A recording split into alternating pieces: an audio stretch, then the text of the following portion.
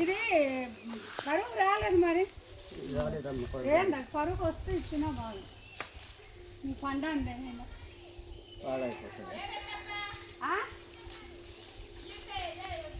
ఇందుగా పండ్లు ఉంటే తీసుకుంటారు పండ్లు కాయలు కరువు వచ్చింది ఉంటే.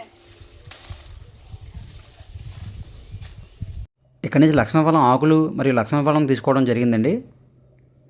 దీని ఆకులు ఎందుకంటే అండి మనం వాటర్లో వేసి మరిగించి తాగితే చాలా మంచిదండి. అందుకని చెప్పి దీని ఆకులు కూడా తీసుకోవడం జరిగింది. మనకి మనం పనసకాయలు పైనాపిల్కు లోడింగ్కి వెళ్ళే క్రమంలో ఈ తాతయ్య గారు కనిపించారండి. ఈ తాతయ్య గారు అరటిగేల ఎంత అని అడిగితే 100 రూపాయలు చెప్పారు. నేనైతే 80 రూపాయలకి అడిగాను. ఆయన అయితే ఇవ్వనన్నారు. నాకైతే ఆ తాతయ్య గారిని చూసి ఇంకా 100 రూపాయలు ఇచ్చి ఆ గెల అయితే తీసుకోవడం జరిగిందండి. మనకి ఇక్కడ ఘాటీలో తినడానికి ఫుడ్ కూడా ఏం దొరకదండి.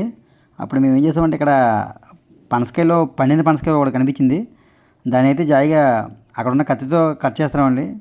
నార్మల్గా కట్ అవ్వదు కదండి, దానికి ఆయిల్ కట్ ఉండాలి. కానీ ఇక్కడ మనకి ఏమి దొరకదు కదా, అలాగే ఆ కత్తితోనే కట్ చేయడం జరిగింది. పండు కూడా చాలా తీగా ఉంది, చాలా స్వీట్ ఉందండి. మీరు చూస్తున్నారు కదా, లోపల కలర్ కూడా మంచి కలర్ వచ్చింది. ఈ పనసకాయని అయితే మేము ముగ్గురు తినేసామండి కూర్చుని.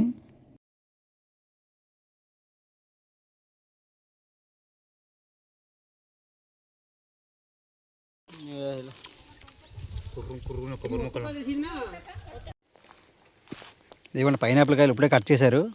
ఇవన్నీ పైనాపిల్ మొక్కలు. చూడండి, మన పైనాపిల్ మొక్కలు వస్తాయి కదా, ఈ పటికెళ్ళి నాటుతారండి. నాటితే సంవత్సరానికో 2 సంవత్సరాలకో మళ్ళీ కాయనే రెడీ అవుతుంది. ఇవన్నీ పైనాపిల్ మొక్కలే. ఇవి మన ఏరియా కన్నా ఈ ఏరియాలోనే బాగా వస్తాయండి. ఎందుకంటే ఇది కొండ ఏరియా కాబట్టి ఈ మట్టిలో ఎక్కువ శాతం ఈ పండుతాయి.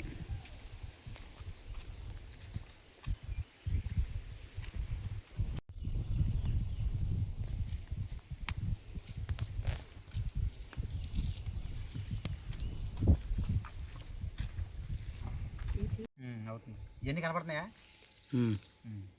ఈ పైనాపిల్, క్యారెట్, బీట్రూట్, ఇలా దగ్గరికి వచ్చి ఇలా దగ్గర చూపించారు. సీతాఫలం, ఇది లక్ష్మణ ఫలం చూపిస్తాను. ఇది కూడా మీకు